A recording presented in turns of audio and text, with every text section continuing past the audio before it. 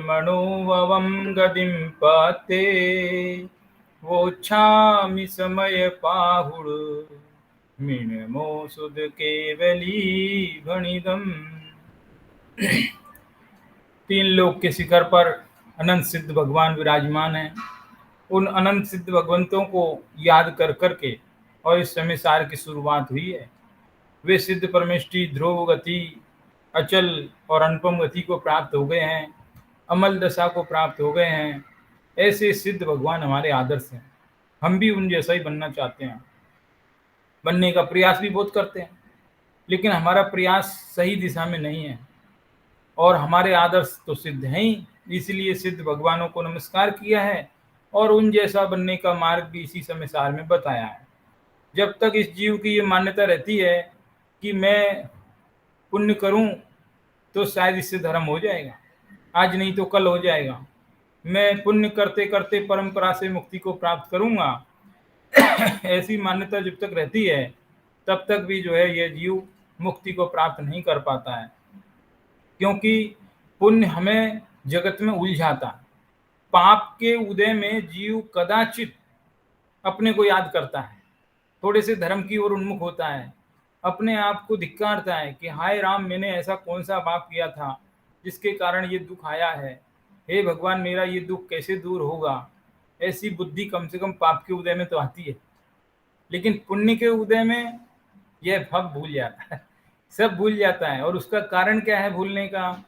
कारण यह है कि पुण्य के उदय में जो सामग्री मिली ना, इसे भोग सामग्री, अनुकूल सामग्री, तो उस अनुकूल सामग्री को भोगने में मशगूल हो जाता है, उसमें डूब जाता है और वहाँ स्थिति ज्यादा खराब हो जाती है ना। इसलिए यद्यपि यद्यपि जिनवाणी भी हमें पुण्य के उदय से मिली है, यद्यपि जिनवाणी भी हमें पुण्य के उदय से मिली है, लेकिन मिलना अलग बात है और उसका सेवन अलग बात है।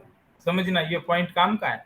यहाँ कई लोगों को प्रश्न होता है कि हमें आज ये जिनवाणी मिली है, समय सार मिली है मिला है, इसलिए हम पढ़ रहे हैं, ये क्या बिना पुण्य के उदय हुआ है कि पुण्य के उदय हुआ है? कि हुआ तो पुण्य के उदय है। समय सार का मिलना ये पुण्य का उदय है, लेकिन उस समय सार को हम पढ़ रहे हैं, ये हमारी अलग ही बात है कि नहीं। पाप के उदय में भी जीव उन्मुख हो सकता है पढ़ने के लिए, है ना, और पुण्य के उदय में भी हो सकता है। मिलना अलग चीज है, मिले तो बहुत लोगों को है। आप यहाँ पर जैसे मान लो 8 लोग 10 लोग जितने भी सुन रहे हैं आप सुन रहे हो, लेकिन ऐसा थोड़ी है कि आपके अलावा और दुनिया में बहुत लोग हैं जिन्हें समय सार मिला नहीं है। मिला है, उनको भी मिला है समय सार, बहुत लोगों को मिला है, लेकिन सबके कईयों के घर में समय सार है, लेकिन वो पढ़ने की इच्छा नहीं है, रुचि नहीं है। तो इससे ये पता चलता है कि पुण्य का उदय तो उनका भी है ना। समय सार है आखिर उनके पास, पुण्य का उदय है, लेकिन फिर भी वो उसको नहीं पढ़ पा रहे हैं, नहीं पढ़ते हैं, उधर उनकी रुचि नहीं है ना। तो उसमें और आप में बहुत बड़ा फर्क है, बहुत बड़ा फर्क है। तो इससे ये सिद्ध होता है कि पुण्य के उदय मात्र से ही धर्म नहीं होता है। पुण्य का उदय होने के बाद भी यदि अपनी स्वयं की रुचि है, जिज्ञासा है, तत्व सुनने में प्रीति उमड़ती है, तो ही धर्म होता है। ये बात समझने की। अब इसके बाद में ये जो पिछली 3 गाथाएं जो पढ़ी थी, उनमें ये बताया कि मोक्ष के जो कारण रत्नत्रय है, दर्शन ज्ञान चारित्र, उनको ढकने वाले कर्म हैं, और पाप पुण्य भी एक प्रकार से कर्म हैं। इसलिए पाप पुण्य उस मोक्ष मार्ग रूप रत्नत्रय के विरोधी भाव हैं, विरोधी भाव। आत्मा तो बहुत ज्ञान दर्शन चारित्र वाला है, क्या करे, उनकी वजह से मुश्किल है। ऐसे ही पाप पुण्य की वजह से बड़ा मुश्किल है, वो अपने आत्म स्वरूप को नहीं जान पा रहा है। यही बात जो आज 160 नंबर की गाथा में बताएंगे। 160 नंबर की गाथा में ये बताएंगे कि ये आत्मा स्वभाव से कैसा है, ये आत्मा स्वभाव से कैसा है, लेकिन कर्मों के कारण इसकी क्या स्थिति हो गई है, ये बताने के लिए जो है आज की अपन 160 नंबर की गाथा पढ़ते हैं। ये जो है आपकी 160 नंबर की गाथा आपके सामने आ रही, दिख रही होगी इधर। सो सवर्णान दरिसी कम्मरैणीणावच्छन्नो संसार समावर्णोय विजानदी सौवतो सौवम। बहुत ही छोटी सरल गाथा है। इसकी टीका में सिर्फ एक ही पॉइंट निकल करके आया है, सो यानी वह आत्मा, वह ज्ञान है। आत्मा के लिए ज्ञान शब्द का ही प्रयोग चल रहा है इस पूरे अधिकार में, है ना। इसकी टीकाओं में देखेंगे तो ज्ञान लिखा है, आत्मा नहीं लिखा, ज्ञान लिखा, कि वह ज्ञान स्वभावी तत्व है, वह ज्ञान तत्व, ऐसा भी बोलेंगे तो भी चले। वह ज्ञान तत्व या ज्ञान स्वभावी तत्व या आत्म तत्व, एक ही बात है। आत्मा बना किसका है? लकड़ी से बना है कि लोहे से बना है कि ज्ञान से बना है? आत्मा का रॉ मटेरियल ज्ञान है, ज्ञान का पिंड है। जैसे मान लो मिस्री से या चीनी से बना हुआ कोई भी खिलौना है, तो वो खिलौना है कि चीनी है? वो तो शुगर का बना है, तो वो शुगर ही है एक प्रकार से। तो ऐसे ही आत्मा ज्ञान का बना है, इसका मतलब वो ज्ञान ही है, ज्ञान के अतिरिक्त अन्य कुछ नहीं। समय सार में कहा नाणम ने ये प्रमाणम, ऐसा कुछ है गाथा, जिसका उसी गाथा में एक लाइन है कि आत्मा ज्ञान प्रमाण है, आत्मा ज्ञान प्रमाण है। कुछ ऐसा है शब्द प्राकृत में है कि आत्मा ज्ञान प्रमाण है और ज्ञान के ही प्रमाण है, ऐसा।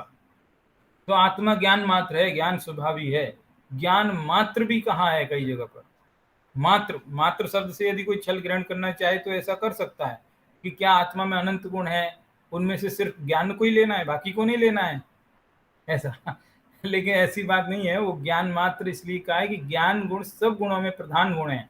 प्रधान गुण इसलिए है कि वह ज्ञान गुण ही ये बताता है, ये जानकारी रखता है कि मेरे आत्म तत्व के अंदर ज्ञान के अतिरिक्त और भी अनेक गुण हैं। ये चीज को कौन जानेगा? ज्ञान जानेगा। परस्पर में एक दूसरे से जुड़े हुए हैं, बहुत ज्यादा जुड़े हुए हैं। हर गुणों का एक दूसरे के साथ बहुत कनेक्शन है। श्रद्धा गुण दूसरे अन्य सब गुणों के साथ कैसे जुड़ी है कि वो श्रद्धा उन अनेक गुणों की श्रद्धा करता है इसलिए जुड़ा है। वीर्य गुण किससे जुड़ा है? कि वीर्य गुण सब गुणों से जुड़ा है। कि कैसे जुड़ा है? कि वो वीर्य गुण उन सभी गुणों के अंदर अनंत पने की जो है प्रकट करता है, अनंत पने को प्रकट करता है, उनको भोगता है। अनंत, अच्छा देखो, अनंत गुणों को जानने, देखने, भोगने के लिए शक्ति भी अनंत चाहिए कि नहीं है? शक्ति चाहिए। देखो कुछ लोग घूमने की इच्छा रखते हैं कि यहाँ जाएंगे वहां जाएंगे, थोड़ा सा घूमते थक जाते हैं, वापस घर में आते हैं, वो कहते हैं अरे अपना घर ही अच्छा। तो घूमने के लिए भी शक्ति चाहिए, एंजॉय करने के लिए शक्ति चाहिए। तो कहे कि जो अनंत गुणों को भोगना है तो क्या उसके लिए शक्ति नहीं लगेगी? उसके लिए भी शक्ति लगेगी। तो वो शक्ति कहाँ से आएगी? कि वो वीर्य गुण में से आएगी। आत्मा में अनंत शक्तियां, अनंत गुण है ना। देखो बीच में मैं कहाँ से कहाँ बात ले गया, और वो बात इसलिए ले जाना जरूरी है, ये गाथा को तो अभी पढ़ेंगे, लेकिन वो बात इसलिए जरूरी है कि अभी जैसे 4 दिन पहले ही आपने सुना होगा यहाँ पे एक सेमिनार में एक सज्जन कह रहे थे, हैं, वो ये कह रहे थे कि जैन धर्म में भगवान ही नहीं होता जैन धर्म में ईश्वर ही नहीं है। अभी तक तो ये सुन रहे थे कि जैन धर्म में ईश्वर तो है लेकिन वो शक्तिशाली नहीं है। अब वो कह रहे कि जैन धर्म में ईश्वर ही नहीं है। और उसके भी पहले लोग ये कह रहे हैं एनसीईआरटी वाले कि जैन धर्म में जो है क्या बोलते हैं, ईश्वर जो है बिल्कुल ही कुछ भी नहीं करते हैं। तो कहने का अर्थ 3-4 जगह पर कुछ अलग अलग बातें जैन धर्म के ईश्वर के बारे में सुन रहे हैं। क्या जैन धर्म का ईश्वर शक्तिशाली नहीं है? या क्यों ऐसा कहा जाता है? उसका कारण है। उसका कारण यह है कि सारे जगत को ये लगता है कि जब तक हम परद्रव्य में कुछ नहीं कर सकते, हेर फेर नहीं कर सकते, इच्छानुसार काम नहीं कर सकते, तो फिर वो ईश्वर किस काम का? अरे इससे बढ़िया तो हिंदुओं का ईश्वर है, भक्त ने पुकारा और झट दौड़ा चला आता है बचाने के लिए। तो हमारे यहाँ तो ऐसा कोई एग्जाम्पल मिलता नहीं है जल्दी से। तो उनको लगता है कि अरे ईश्वर किस काम का, ये तो कुछ भी नहीं कर सकते ईश्वर। तो ईश्वर शक्तिशाली कहाँ हुआ? उनको ये लगता है ईश्वर शक्तिशाली कहाँ हुआ। पहले तो ये बात थी कि ईश्वर शक्तिशाली नहीं है, अब उन्होंने कहा कि ईश्वर ही नहीं है अरे बड़ी गजब बात हो गई। मैंने उनसे बात भी करी थी, कुछ उनको ऐसे ही है अभी। तो कहने की बात यह है कि ईश्वर शक्तिशाली है कि नहीं है? कि ईश्वर शक्तिशाली इसलिए है कि वो जगत के अनंत पदार्थों को जानता है। अनंत पदार्थों को जानने के लिए अनंत शक्ति की जरूरत है। अनंत को जानने के लिए अनंत शक्ति की जरूरत है, और उसमें भी एक ही पदार्थ आकाश द्रव्य को पकड़ें। अनंत द्रव्यों में से सिर्फ एक द्रव्य ले लो, आकाश है, और वो उसी को अकेले देखेंगे तो आकाश भी अनंत सीमा तक है। उसकी सीमा जो है अनंत अनंत है, विस्तार उसका अनंत है। तो अनंत विस्तार को जानने के लिए ज्ञान भी तो अनंत चाहिए है। तो इसलिए जो जैन धर्म में ईश्वर का स्वरूप है वो अनंत शक्तिशाली है। ईश्वर भी है, शक्तिशाली भी है, लेकिन वो परद्रव्य का कर्ता धर्ता नहीं है। इतना सी बात समझनी है, ठीक है। तो अब देखो वो आत्म तत्व कैसा है उसकी बात करें, तो वो आत्म तत्व की ये गाथा है जो अभी देखी थी। इसी गाथा के शब्दार्थ जरा देख लेते हैं। सो सवर्णाणदर्शी, सो मतलब है आत्मा, सवर्णाणदर्शी मतलब सब प्रकार से ज्ञान दर्शन स्वभावी है। नान मतलब ज्ञान, दर्शी यानी दर्शन। तो ज्ञान दर्शी, सी ई कार लास्ट में ई है ना, तो इसका मतलब है ज्ञान दर्शन स्वभावी, ठीक है। तो वह आत्मा ज्ञान दर्शन स्वभावी है, लेकिन कम रयण यानी जय का लोप हो गया, कर्म रजेण, कर्म रूपी रज से, कर्म रूपी रज, रज होती है लेप मिट्टी है, कर्म रूपी रज से मिट्टी से नियेण आवच्छन्नो, पूरी तरह से, निज यानी अपनी, अपनी जो कर्म रूपी रज है उससे आवच्छन्नो मतलब पूरी तरह ढक गया है, लिप्त हो गया है, मलिन हो गया है ना। और क्या हो गया, संसार समावरणो, और संसार को प्राप्त हो गया, यानी संसार में समा गया, संसार में उलझ गया है कहने का मतलब।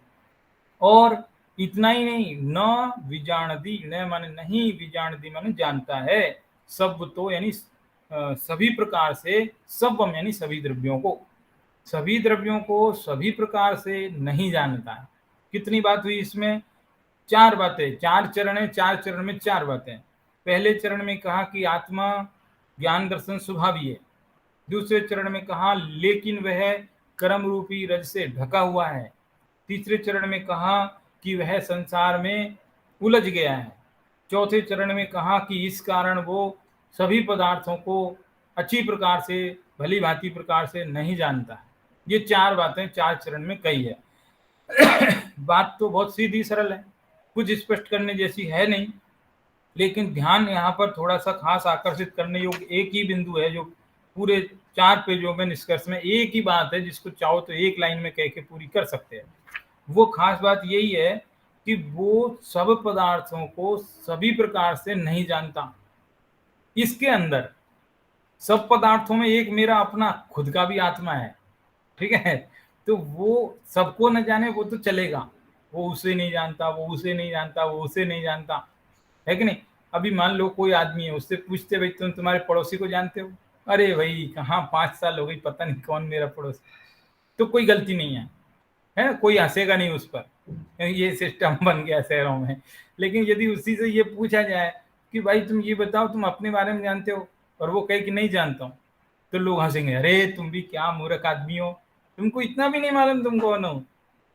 4 लोगों के बारे में पूछते हैं और तुम बोलते हो कि नहीं मालूम है, तो चलता है, कोई दिक्कत नहीं, कोई बड़ा अपराध नहीं है। लेकिन जब तुमसे खुद के बारे में पूछते हैं और तुम उसका भी जवाब नहीं दे पा रहे हो, तब चिंता की बात, तब हंसने की बात है, तब गजब हो गया भाई, तुम्हें अपने बारे में भी नहीं मालूम, है कि नहीं, समझने की बात है ना। इसी प्रकार से यह आत्मा सब पदार्थों को सभी प्रकार नहीं जानता है, वो तो ठीक, लेकिन अपने आप को क्यों नहीं जानता है, असली आश्चर्य की बात तो यहाँ है। असली आश्चर्य की बात ये है कि वो अपने आप को क्यों नहीं जानता। ठीक है, सबको नहीं जान रहा, कोई बात नहीं है, अरे अपने आप को क्यों भूल गया है। पानी बीच मीन प्यासी, मुझे रह रहे आवे हंसी, एक भजन था बचपन में सुना था। पानी बीच मीन प्यासी, मुझे रह रहे आवे हंसी, क्या मतलब इसका कि पानी के अंदर मछली रहती है और वो मछली प्यासी है। एक बार क्या हुआ कि किसी संत ने जो है, संत की बड़ी ख्याति थी, तो एक आदमी आया, कहने लगा महाराज जी बहुत ख्याति है आपकी, तो जरा मुझे थोड़ी सी शांति दे दो ना, आप तो सब सारी दुनिया को सब शांति का मार्ग बताते हो, सबको सबकी इच्छा अनुसार कुछ ना कुछ दे देते हो, आप तो बहुत महान उदार हो, दानी हो, आप मेरी भी थोड़ी सी इच्छा पूरी कर दो, मुझे थोड़ी सी शांति चाहिए। तो महाराज जी ने कहा ठीक है, शांति मिल जाएगी, लेकिन एक काम करो, तुम थोड़ा सा लेट हो गए। अभी 5 मिनट पहले ही तुमसे पहले एक मछली आई थी मेरे पास, यहीं पास की नदी में रहती है, तो वो आई थी शांति मांगने के लिए, मैंने सारी की सारी शांति उसको दे दी पूरी की पूरी। अब मेरे पास बची नहीं, खत्म हो गई। तो एक काम करो, अभी 5 मिनट पहले ही तो तुम वहीं मछली के पास जाओ, उससे से ले लो शांति, जितनी चाहिए मिल जाएगी। तो उसने कहा ठीक है। मछली के पास गया, तो मछली ने कहा ठीक है, अभी अभी शांति लेकर के आई हूं मैं, रखी है पूरी की पूरी, दे देंगे तुमको भी। एक काम करो, मुझे थोड़ी प्यास लगी, जोरों की, जरा थोड़ा पानी पिलाओ, फिर मैं तुम्हें शांति देती हूँ आराम से। तो वो आदमी हंसने लगा, कैसी गजब बात करते हो, तुम तो पानी के अंदर ही रहती हो और फिर भी प्यासी हो, ये बात तो मुझे नहीं समझ में आती। हंसने लगा वो आदमी। तो इसी प्रकार वो मछली भी हंसने लगी, कहने लगी भाई, जिस तरह तुम्हें लगता है ऐसे ही हमें भी लगता है, ये शांति तुम्हारे अपने अंदर है, और तुम दूसरों से मांगते फिर रहे हो, दूसरों के पास खोजते फिर रहे हो। ये शांति तुम्हारे अपने अंदर है, ये ज्ञान भी तुम्हारे अपने अंदर है, सम्यक दर्शन भी अपने अंदर है, कहीं दूसरी जगह मिलेगा नहीं। यदि मिल जाए बाहर दुकान पर तो लोग लाखों करोड़ों रुपए खर्च करके खरीदने तैयार हैं, नहीं मिलता है। सम्यक दर्शन कोई किसी को दे नहीं सकता है, वो तो स्वयं ही करने योग्य है। कोई खाना बना सकता है, खाना खिला सकता है, और ज्यादा से ज्यादा चम्मच में भर के मुंह में भी दे सकता है, लेकिन जो खाना पचेगा वो तो स्वयं की पेट में जो मशीन है उसी से पचेगा ना, दूसरे की मशीन से थोड़ी पचेगा। तो इसी तरह से ये आत्म स्वभाव का ज्ञान, श्रद्धान, आचरण, ये सब स्वयं ही होता है। ये बात यहाँ पर है, समझने की बात है। तो सर्वज्ञानदर्शी वो आत्मा कैसा है? ज्ञान दर्शन स्वभावी है, ज्ञान दर्शन से परिपूर्ण है, एक एक प्रदेश प्रदेश पर ज्ञान और दर्शन बैठे हुए हैं, ऐसा जो है आत्मा। लेकिन फिर भी कर्म रूपी रज से आच्छन्न हो गया। कैसे हो गया भाई, क्या हो गया ये कर्म रूपी आच्छन्न? कि ये जो शुभ और अशुभ कर्म है, ये भी तो वास्तव में कर्म रज है, और इसके कारण भी वो अपने स्वरूप को भूल गया है, संसार में पड़ गया है, और अपने ज्ञान दर्शन स्वभाव को भूल गया है। ज्ञान दर्शन स्वभाव की चर्चा क्यों की है? क्योंकि यहाँ पर जानने की बात की है। न विजानदी सब तो सबम है, सभी को भली भांति नहीं जानता, ये बात जो यहाँ पर समझने की है। जैन दर्शन में ईश्वर सर्वशक्तिमान है, ये बात लोगों को गले नहीं उतरती है। एनसीईआरटी किताब में भी मुकार दिया, लोगों ने मना कर दी, वहाँ किताब में लिख दिया कि कोई ईश्वर है ही नहीं जैन दर्शन में। ऐसा ईश्वर नहीं है या ईश्वर करता नहीं है? ईश्वर तो है, लेकिन वो करता धरता नहीं है, ये बात को जानना। अब देखो एक चीज और बताएं कि इसमें मूल गाथा में तो न विजानदी सब तो सब्बम, ये बात आई थी, ठीक है। और टीकाओं में ध्यान आकर्षित किया कि अपने आप को भी नहीं जानता। तो दो बातें हुई अभी अभी तक की बात में निष्कर्ष देखें तो दो बातें हुई, सबको नहीं जानता है पहली बात, और अपने आप को नहीं जानता, ये दूसरी बात। दो बातें हुई, ठीक है। अब इन दो बातों में निश्चय व्यवहार लगा के देखते हैं, नयों से बात करें तो सबको नहीं जानता ये व्यवहार की बात है, और अपने आप को नहीं जानता वो निश्चय की बात है, क्योंकि स्वाश्रितो निश्चय या पराश्रितो व्यवहार, इस परिभाषा के अनुसार। और यहाँ निश्चय प्रधान ग्रंथ है, समय सार निश्चय प्रधान ग्रंथ है, निश्चय की मुख्यता से बात करता है। इसलिए यहाँ पर जो मूल गाथा में भले ही कह दिया कि वो सबको नहीं जानता, लेकिन टीका में इस बात की तरफ लोगों का ध्यान आकर्षित किया है कि वो अपने आप को भी नहीं जानता है। अपने आप को नहीं जानता, चाहे दुनिया को कितना भी जाने, कोई काम का नहीं। इतनी सी बात है, बस इतनी सी बात में ये पूरी गाथा में एक ही बात कही है। अब इसके आगे की गाथाएं भी आज ही देख लेते हैं। इसके आगे की जो गाथा है वो तीन गाथा एक जैसी है, और बिल्कुल जैसी पिछली हमने तीन गाथाएं पढ़ी पीछे की तरफ, है ना, वैसी ही तीन गाथाएं हैं, वो पूरी की पूरी एक साथ ही जुड़ी हुई हैं। इसलिए इनको भी जरा एक बार पढ़ के देख लें। सम्मत पढ़ि निबद्धम मिच्छत्तम जिणवरे हि परिकय्यम तस्सोदयेन जीवो मिच्छादिठेत्तिनादवो। नाणस्य परिनिबद्धम् अन्नाणं जिणवरेहि परिकय्यम् तस्सोदयेन जीवो अन्नाणि होदिनादवो चारित्य परिनिबद्धम् कसायं जिणवरेहि परिकय्यम् तस्सोदयेन जीवो अचरिततो होदिनादवो। ये 3 गाथाएं जस्ट इससे पहले 57, 58, 59, 157, 158, 159 ये 3 गाथाएं जो पढ़ी थी बिल्कुल हूबहू उनसे मिलती जुलती 3 गाथाएं हैं।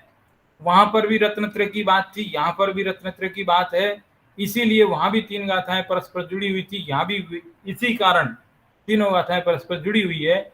लगभग लगभग उसी प्रकार की बात है, बिल्कुल सेम बात होने के कारण भी इन दोनों को अलग अलग क्यों कहा, क्यों इनमें अंतर है, इस बात का प्रश्न सहज उठता है। सबको लगता है कि जो वही बात वहां कही वही बात यहाँ कही जा रही है, वही 3 गाथाएं, वही 3 यहाँ हैं, वही रत्नत्रय की बात वही है, वही यहाँ पर है, और वही रत्नत्रय के 3 बाधक कारण वहां बताए हैं, वही रत्नत्रय के बाधक 3 कारण यहाँ बताए हैं।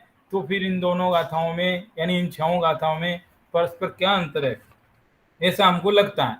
तो उसका सिर्फ यही कारण है कि वहां जो पिछली 3 गाथाएं पढ़ी थी उनमें तो ये बताया था कि वे जो है उस रत्नत्रय की घातक हैं, बाधक हैं। वो 3 कर्मों के जो नाम बताए थे ना, जैसे मिथ्यात्व, अज्ञान और कसाय, ये उन रत्नत्रय के घातक हैं, बाधक हैं, ये बात बताई। और यहाँ पर ये बता रहे हैं कि वे तीनों इन तीनों के विरुद्ध स्वभाव वाले हैं, बस इतना सा फर्क है। अब इस चीज को मैंने, शब्दों का खेल है ये तो शब्दों के खेल से थोड़ा किसी तरह मैंने आपको बताया, लेकिन अभी एग्जाम्पल से क्लियर करें तो और अच्छी तरह समझ में आ जाएगा। यूँ समझो, वैसे तो शब्द ही अलग है, बात तो एक ही है। कोई किसी की विरोधक है, घातक है ऐसा कहो, या फिर वो उसके विरुद्ध स्वभाव वाली है ऐसा कहो, कुछ ज्यादा बड़ी बात नहीं है। जैसे एक तरफ अंधकार, दूसरी तरफ प्रकाश, ठीक है, तो जो अंधकार है वो प्रकाश का घातक है, बाधक है, ऐसा कह सकते हैं कि नहीं कह सकते? कह सकते हैं। और वो अंधकार उस प्रकाश का विरुद्ध स्वभाव वाला है, ऐसा कह सकते हैं कि नहीं कह सकते? ये भी कह सकते हैं, इसमें भी कोई दिक्कत नहीं है।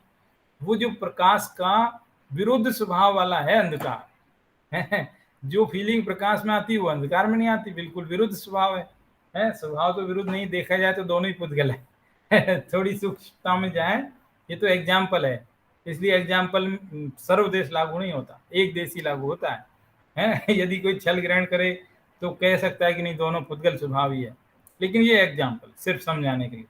तो ये क्या है, इन 3 गाथाओं में क्या कहा, जरा इनके शब्दार्थ और देख लेते हैं। बहुत सरल शब्दार्थ है, यदि एक पकड़ में आ गया तीनों ही पकड़ में आ जाएंगी। सम्मत परिनिबद्धम, सम्यक्त का प्रतिनिबद्ध, सम्यक्त को रोकने वाला, सम्यक्त का बाधक, ठीक है।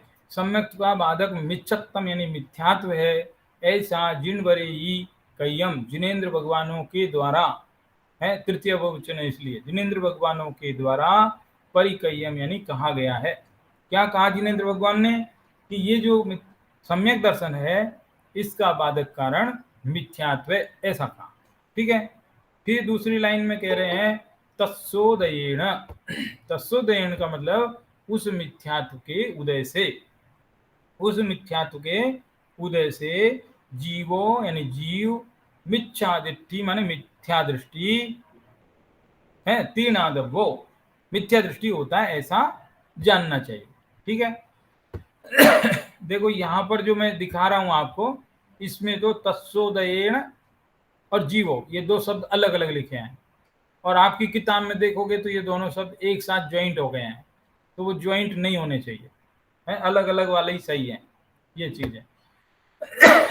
एक गाथा हुई ना, अब दूसरी गाथा, नाणस्य परिनिबद्धम, नाण मतलब ज्ञान, ज्ञान का प्रतिनिबद्ध यानी बाधक कर्म, ज्ञान को बाधा पहुंचाने वाला बाधक कर्म, अन्नानम अज्ञान है, ऐसा भी जिनवरे हिम कहिए, ऐसा भी जिनेन्द्र भगवानों ने कहा। है ना, वही बात है।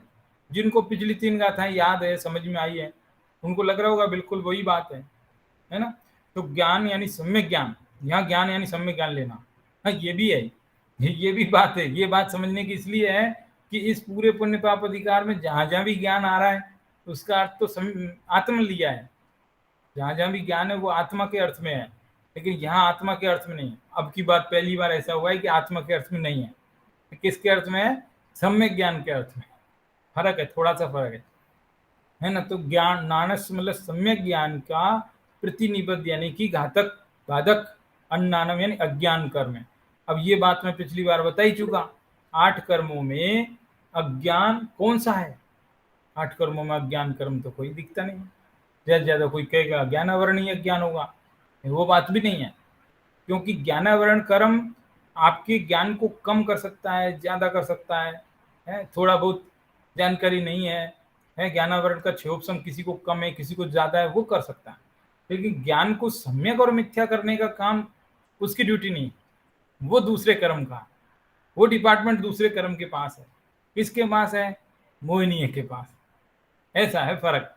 देखो क्या है, किसी जीव को बहुत क्षयोपशम है, जबरदस्त क्षयोपशम है, अद्भुत क्षयोपशम है, तो सारा जगत वाह वाह करेगा, कहेगा ओहो गजब है, ये शायद सम्य दृष्टि होंगे। आवाज आ रही है सर?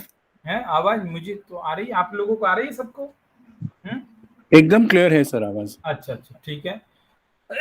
तो कहने का अर्थ क्या है कि जो जगत में क्षयोपशम जिसका बहुत अधिक है, वो सारा जगत उसको क्या समझेगा? शायद सही सम्य दृष्टि है, शायद ये सम्य दृष्टि है। लेकिन क्षयोपशम का सम्य दर्शन से संबंध नहीं है, क्षयोपशम का सम्य दर्शन से संबंध नहीं है। कम क्षयोपशम वाला भी सम्य दृष्टि हो सकता है, ज्यादा क्षयोपशम वाला भी मिथ्या दृष्टि हो सकता है, ऐसी बात है। समझ में आया? तो देखो क्या बात चल रही कि ज्ञान का जो है प्रतिनिबद्ध कर्म है वो जो है अज्ञान है, यानी कि दर्शन मोहिनी है। और ऐसा जिनेन्द्र देव ने कहा है, और उसके उदय में तत्सोदयन यानी उसके उदय में जीव अन्नानी होदी अज्ञानी हो जाता है, ऐसा नादवो माने जानो। जीव अज्ञानी, अज्ञानी कब तक है? कि जब तक दर्शन मोहिनी कर्म रहता है। जब तक दर्शन मोहिनी कर्म रहता है तब तक अज्ञानी है। दर्शन मोहिनी चला जाए, भले चारित्री रहे, चारित्र मुनि रहे, कोई बात नहीं, तब जीव ज्ञानी हो जाता। चारित्र मोह के सद्भाव में भी जीव ज्ञानी कहा जाता है। अज्ञानी तो सिर्फ तब तक है जब तक दर्शन मोहिनी कर्म रहता है, तब तक ही अज्ञानी है, ऐसा। फिर तीसरी गाथा कहती है चारित्र परिनिबद्धम, चारित्र का भी बाधक कर्म कसायम, कसाय है, ऐसा जिनवर देव ने कहा है। ठीक है, कसाय है वो चारित्र का बाधक है। अब इसमें आएगी बात, मैं बताता हूं अभी, बड़ी महत्वपूर्ण बात इसमें, बड़ी अच्छी बात बताई है कि व्यवहार चारित्र निश्चय चारित्र का बाधक है, ऐसा ऐसा सिद्ध हुआ है। ये सुनने में ही बड़ा आश्चर्यचकित जैसा लगता है कि दोनों ही चारित्र है, एक व्यवहार चारित्र है, दूसरा निश्चय चारित्र है। तो दोनों चारित्र है ना, तो दोनों में तो कम से कम पटरी बैठनी चाहिए, दोनों में क्या विरोध होना चाहिए। लेकिन कह रहे कि नहीं, विरोध है, व्यवहार चारित्र निश्चय चारित्र का विरोध है, ऐसा सिद्ध किया है। तो बड़ी विचित्र बात है, ऐसा लगता है कि ये क्या कह रहे हैं, कभी सुना नहीं है, ऐसा लग रहा है। ऐसा आएगा अभी देखता। चारित्र परिनिबद्धम, चारित्र का प्रतिबाधक यानी बाधक कर्म है वो कसाय है, ऐसा जिनवर देवों ने कहा है। और उस कसाय कर्म के उदय से जीव अचारित्रवान यानी चरित्रहीन तो नहीं कह सकते लौकिक में चरित्रहीन शब्द जो है किसी पर्टिकुलर अर्थ में हो गया है, इसलिए चरित्रहीन तो नहीं कह सकते, अचारित्रवान ऐसा जो है हो जाता है, ऐसा जानना चाहिए। 3 गाथाओं के शब्दार्थ हो गए, है ना। 3 गाथाओं का जरा हिंदी पद्यानुवाद एक बार पढ़ लेते हैं। सम्यक प्रतिबंधक कर्म मिथ्यात्व जिनवर ने कहा, उसके उदय से जीव मिथ्या दृष्टि होता है सदा। सद्ज्ञान प्रतिबंधक कर्म अज्ञान जिनवर ने कहा, उसके उदय से जीव अज्ञानी बने यह जानना। चारित्र प्रतिबंधक कर्म जिनने कसायों को कहा, उसके उदय से जीव चारित्रहीन हो यह जानना। तीनों गाथाएं हैं, तीनों गाथाओं का हिंदी में अर्थ है। और इसके बाद में तीनों के तीन गाथाएं, तीन रत्नत्रय की, तो रत्नत्रय के बाधक कर्म कौन से हैं, ये बात यहाँ बताई। ये मिथ्यात्व, अज्ञान और कसाय, ये तीनों कर्म हैं, कर्म आत्मा को मलिन करते हैं। इसी प्रकार पुण्य और पाप दोनों भी कर्म हैं, वे भी आत्मा को ही मलिन करते हैं। ये बात समझाने के लिए इतनी बात वो कह रहे हैं, पुण्य और पाप भी कर्म है।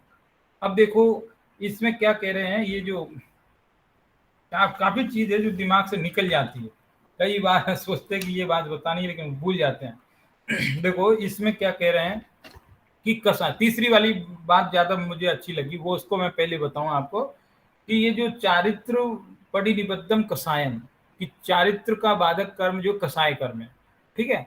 अब यहाँ पर चारित्र माने क्या, कोई व्रत पाले तो चारित्र है, ये समिति चले तो चारित्र है ना, ये चारित्र समझते हैं अपन, और वास्तव में जिसको चारित्र कहते भी हैं। और व्यवहार चारित्र तो है ही, कम से कम सच में ही है, दया दान पूजा ये सब व्यवहार चारित्र है। लेकिन ये व्यवहार चारित्र भी शुभ भाव होने से एक प्रकार से कसाय ही है। लो गजब की बात हो गई, एक तरफ ये कसाय है, दूसरी तरफ इनको चारित्र नाम दिया है। यही तो ऐसी शाब्दिक विसंगति है जिसकी वजह से जीव चक्कर में पड़ जाता है कि क्या बात है। जब ये कसाय है भले ही व्यवहार चारित्र लेकिन है कसाय, तो जो कसा, यहाँ क्या कहा, गाथाओं को फिर से देखो कि चारित्र का बाधक कर्म कसाय है। अभी समझ में आ रहा क्या कहने का भाव है, जल्दी से कह गया हूं लेकिन थोड़ा उसको पकड़ना। जो व्यवहार चारित्र है, व्यवहार चारित्र क्या क्या हो सकता है, दया करना व्यवहार चारित्र है, दान देना व्यवहार चारित्र है, उपवास करना, भजन करना, भक्ति करना, तीर्थ जाना, ये सब व्यवहार चारित्र है। ये सब कब होंगे, जब हमको शुभ भाव आएंगे, शुभ भाव आएंगे। ये शुभ भाव क्या है, एक प्रकार से कसाई है, कसाय है ना, ये सब कसाय के बिना नहीं हो सकता। देखो क्या होता है कि जैसे मान लो हम तीर्थ यात्रा जाएं तो बिना कसाय के नहीं हो सकता। आप क्या कहोगे, क्या कह क्या रहे हैं आप, बिना कसाय के तीर्थ यात्रा नहीं हो सकती, बिना कसाय के दान नहीं हो सकता, कि हाँ नहीं हो सकता, जिसको थोड़ी भी कसाय होगी तो ही होगा। वो कसाय शुभ वे में, उसका वे थोड़ा सा शुभ होगा, अलग होगा थोड़ा सा, किसी की अशुभ कसाय होती है, किसी की शुभ कसाय होती है, इतना ही फर्क है। लेकिन कसाय होगी तभी होगा वो काम, नहीं तो नहीं होगा। आपको ये बात सुनने पर अटपटी लगेगी, अजब नहीं होगी, थोड़ी सी समझ में कठिनाई होगी, लेकिन एक एग्जाम्पल देता हूँ। आपने तो तीन लोग पढ़ा है हमारे साथ में, तो उसमें देखो कि एक बात आती है कि जो सर्वार्थ सिद्धि का देव है 33 सागर की आयु वाला सर्वार्थ सिद्धि का देव है, उसकी कितनी मंद कसाय है तत्वार सूत्र में लिखा है कि द्वित्री शेषेषु है पीत पद्म शुक्ल लेस्या, आगे आगे के स्वर्गों में लेस्या बिल्कुल शुक्ल होती चली जाती है, एकदम मंद कसाय होती जाती है, ऊपर ऊपर के स्वर्गों में बिल्कुल मंद हो जाती है। और वो तो अंतिम सबसे ऊपर के सर्वार्थ सिद्धि सबसे ऊपर है, तो वहां तो परम शुक्ल लेस्या है, एकदम एकदम मंद कसाय फुल। तो इतनी मंद कसाय हो जाने से वह जीव तो ये व्यवहार चारित्र भी नहीं कर पाता है ठीक से। बड़ी विचित्र बात है, कैसे नहीं कर पाता है कि जब इस भरत क्षेत्र में, यानी इस मध्यलोक में, इस मध्यलोक में भरत क्षेत्र में, विदेश क्षेत्र में, ऐरावत क्षेत्र में जब भी तीर्थंकर का जन्म होता है, तीर्थंकर दीक्षा लेते हैं, तीर्थंकर का जो 5 कल्याणकों के अवसर पर जब सौधर्म इंद्र, ईशान इंद्र आकर के उत्सव मनाते हैं, है ना, हर्षित होते हैं, नृत्य गान करते हैं, इतना सब काम होता है। लेकिन वो जो इंद्र कौन सा, सर्वार्थ सिद्धि वाला, सभी एम इंद्र है वहां, तो सर्वार्थ सिद्धि के जो देव हैं उनको इतना भी इच्छा नहीं होती कि जाके देख तो लें, देखे क्या हो रहा है, जाके थोड़ा देख तो ले। उनकी कैपेसिटी भी कम नहीं है, उनके पास शक्ति भी ज्यादा है, चाहे तो ये तो 2 मिनट में आ जाए, मतलब ऐसा। लेकिन उनको इतनी पढ़ी नहीं है, इच्छा ही नहीं होती है बिल्कुल कोई काम की, कोई इच्छा ही नहीं है, संसार से इतना उनका मन भर गया है, नहीं होता। तो कह रहे कि व्यवहार चारित्र भी बिना कसाय के संभव नहीं है, कसाय चाहिए। ऐसा समझो आप, दूसरी तरीके से समझाऊं, जैसे मान लो कल को हमारा धर्म स्थान है, धर्मायतन है, हमारे देव शास्त्र गुरु है, हमारा मंदिर है, मंदिर की चैत्यालय में प्रतिमाएं हैं, जो कुछ भी है, शास्त्र हैं समझो, हमारे शास्त्रों को कोई हानि पहुंचाए, हमारे मंदिरों को कोई तोड़े, हैं जैसे मुसलमानों के टाइम पर वो मुस्लिम काल में बहुत हुआ था, जैन मूर्तियों को तोड़ा, मंदिरों को तोड़ा, ऐसे कोई तोड़े, शास्त्रों को जलावे, तो हमें क्या होगा? एकदम गुस्सा आएगा, ओ जाओ जाते हैं। तो वो कसाय के बिना पॉसिबल है? कसाय के बिना पॉसिबल नहीं है वो। यदि कसाय मंद होगी ना, तो वो काम भी नहीं हो सकता। अब आप सोचना इस चीज को, यदि कोई हमारे धर्मायतनों को हानि पहुंचाए और हम जाकर के उससे टक्कर ले रहे, है ना, तो ये शुभ क्रिया है क्या? शुभ क्रिया, शुभ भाव ही हुआ, शुभ भाव हुआ, क्योंकि धर्म कार्य के लिए कर रहे हैं आप, अपने प्राणों की बाजी भी लगा रहे हैं, अपने लिए थोड़ी लगा रहे हैं, धर्मायतनों के लिए लगा रहे हैं, ठीक है। तो इतना सब कर रहा है जी, वो कसाय के बिना पॉसिबल नहीं है। वो कसाय भले ही शुभ है, लेकिन वो कसाय के बिना संभव नहीं है। इसी तरह से ये जितने भी काम है, जैसे मान लो कोई जीव दुखी है, हमने देखा सड़क पे कोई बेचारा भिखारी है, पहनने को कपड़े नहीं है, खाने को रोटी नहीं है, और हम उसको यदि दान देते हैं, एकदम उसकी स्थिति को देख करके करुणा आई, दया आई, तो वो करुणा दया एक प्रकार से शुभ भाव है, शुभ भाव है, लेकिन कसाय के बिना संभव नहीं है। कुछ लोग जैसे मूवी देख देख करके रोते हैं, भावुक होते हैं, वो आंसू आ जाते हैं मूवी देखते समय, और कई लोगों को नहीं आते हैं। तो वो जो भावुक, तो वो भी तो एक प्रकार से देखा जाए तो वो बिना उसके तो आया नहीं ना, अंदर कसाय कर्म है, ये उसी बात का सूचक है। भले ही वो मंद कसाय है, शुभ कसाय है, लेकिन है तो सही कसाय। बिना, देखो भगवान को कभी आंसू आते हैं क्या? नहीं आते।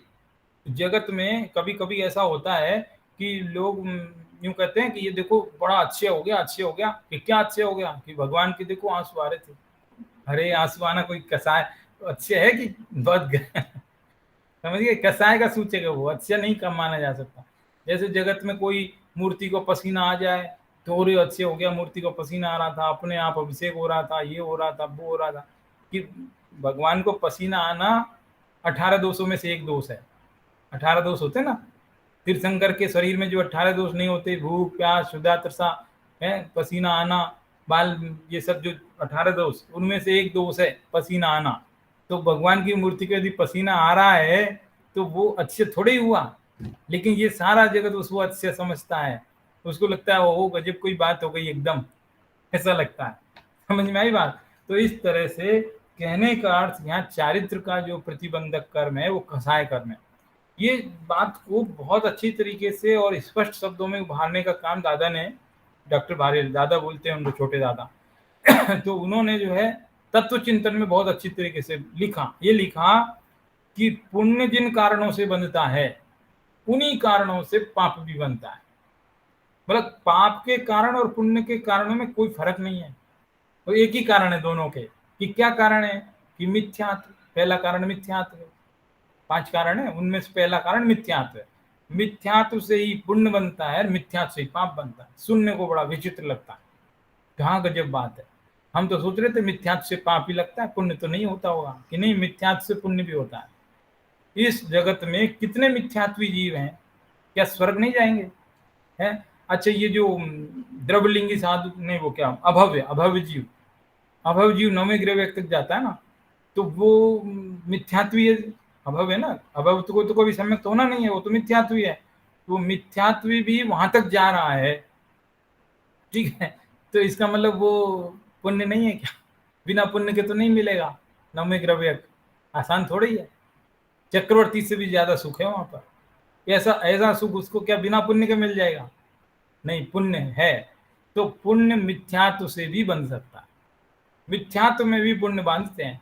जैसे ये कुछ लोग ये मुस्लिम धर्म में ऐसा बोलते हैं कि जिहाद है, दूसरे लोगों को मार देंगे तो हमारा अल्लाह खुश हो जाएगा, कुछ कुछ ऐसी ऐसी मान्यता होती है ना, तो वो मान्यता से भी कभी कभी पुण्य बांध लेते हैं। वो सुनने में बड़ा विकट लगता है, बहुत विकट लगता है, एकदम जबरदस्त, है ना, लेकिन क्या करे वो, इसका अंदर हमारी श्रद्धा से संबंध है उसका सीधा, जितने अंशों में उसने हिंसा की है उसका पाप भी मिलेगा, ऐसा नहीं कि वो फ्री जाएगा, फ्री नहीं, उसका पाप भी मिलेगा, लेकिन श्रद्धान में उसको ये लग रहा है कि मैंने धर्म किया तो उतने हिस्से में उसको पुण्य भी मिलेगा, दोनों चीजें मिलेगी।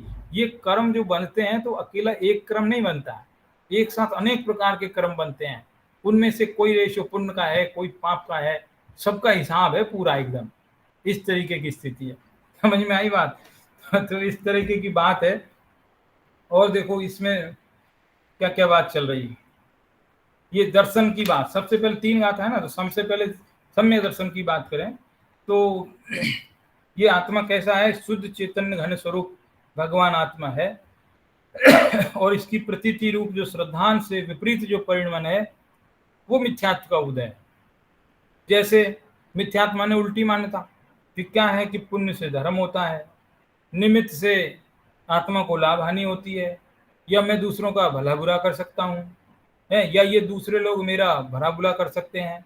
ये सब मान्यता सम्यक के विरुद्ध है, क्योंकि उल्टी मान्यता है। ऐसी बात है। देखो शुभ भाव होना बुरी बात नहीं, शुभ भाव मिथ्यात्व नहीं है, फिर से बोलता हूँ, सुनने में थोड़ा विचित्र लगता है, शुभ भाव मिथ्यात्व नहीं है, लेकिन शुभ भाव को अपना मानना या उससे भला होना मानना वो मिथ्यात्व। क्या समझ में आया? फिर से रिपीट कर रहे हैं, शुभ भाव होना मिथ्यात्व नहीं है, क्योंकि ज्ञानी जीवों के जीवन में भी शुभ भाव होता है, यदि होवे तो मिथ्यात्व हो जाए, लेकिन नहीं होते हैं। तो शुभ भाव की के होने की कारण मिथ्यात्व नहीं होता है, बल्कि शुभ भाव से अपना भला माने, शुभ भाव को उपादेय माने, तो फिर मिथ्यात्व होता है। ऐसा है, समझ में आया? अब दूसरी बात ज्ञान की, तीन बातें हैं इसमें, दूसरी बात ज्ञान की है। ज्ञान के बारे में बताई दिया, ज्ञान मतलब आत्मा नहीं है, यहाँ पर सम्यक ज्ञान के अर्थ में आया है। आत्मा कैसा है? अतीन्द्रिय ज्ञान और आनंद का कंद है, प्रभु है, ठीक है। उस सम्यक ज्ञान की यहाँ बात है।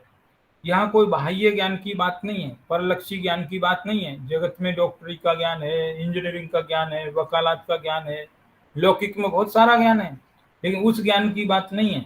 उस ज्ञान से सम्यक ज्ञान का कोई विरोध नहीं है, ठीक है। सम्यक ज्ञान का विरोध हो तो कल को डॉक्टरी भूल जाएगा। कोई मान लो डॉक्टर हो, उसको सम्यक दर्शन हो जाए तो डॉक्टरी भूल जाएगा कल। ऐसा थोड़ी होता है, वो अपना पैसा जो भी चल रहा है वो करेगा, कोई दिक्कत नहीं है उसमें, है ना। तो कहने का मतलब जो सम्यक दर्शन है उसका विरोधी लौकिक पढ़ाई नहीं है, बल्कि अज्ञान माने दर्शन मोह है, ठीक है। दर्शन मोह यानी श्रद्धान, बस श्रद्धान ठीक होते ही सब ठीक है, श्रद्धान ठीक हुआ सब ठीक है। ये दृष्टि प्रधान ग्रंथ है हमेशा, ऐसा, ठीक है। अब दूसरी बात क्या? नहीं, दूसरी बात हो गई, तीसरी बात। चलो दूसरी बात की अंतिम एक लाइन और पढ़ता हूँ। वस्तुतः ज्ञान का राग में व परद्रव्यों के जानने में अटकना या रुकना ही अज्ञान है, और यह अज्ञान सम्यक ज्ञान का विरोधी है। देखो यहाँ अज्ञान को किस रूप में परिभाषित किया है। अभी तक तो मैं कह रहा था कि सम्यक दर्शन, दर्शन मोहिनी कर्म, उसी के कारण अज्ञान, ऐसा ऐसा मैंने अपने हिसाब से व्याख्या की। लेकिन यहाँ पर ये कह रहे हैं, बात तो वही है कि ज्ञान हमारा राग में उलझ गया, परद्रव में उलझ गया, अटक गया, अपने स्वरूप तक नहीं पहुंच पाया, तो वो अज्ञान है। क्यों अटक गया भाई? क्योंकि वो अभी दर्शन मोह से ग्रसित है, इसलिए अटक गया। अपने स्वरूप का भान नहीं है, इसलिए परद्रव कोई अपना मान लिया, इसलिए अटक, इसलिए अज्ञान, ठीक है। ये दूसरा पॉइंट था। अब जो तीसरा पॉइंट है, तीसरी गाथा की बात है, हालांकि मैंने आपको शुरू में वही बताई थी, है ना। तो वो मुख्य रूप से यही बात है कि जो दया, दान, व्रत, तप आदि का जो शुभ भाव है, उस वह चारित्र को रोकने वाला है। ये लाइन आप देखो, 371 नंबर का पेज है, 371 हिंदी की किताब में, जो पहला ही पैराग्राफ है लगभग, वहां पे लिखा है ये बात।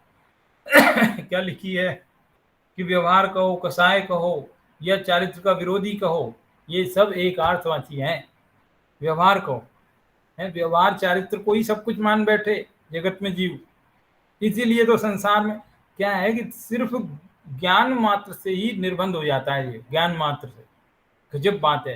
देखो समय सार पढ़ने से तिजोरी में पैसा न बढ़े, लेकिन अपने कर्मों में कितना फर्क पड़ रहा है वो समझने की बात।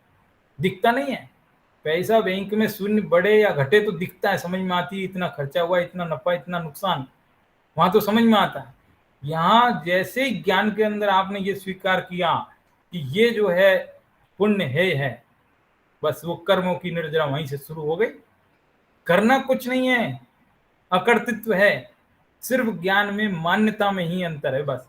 34वीं गाथा ने क्या कहा था, समय सार की 34वीं गाथा, बहुत पीछे की बात करूं, उसमें क्या था, ज्ञान मात्र से ही त्याग है, ज्ञान मात्र से त्याग है।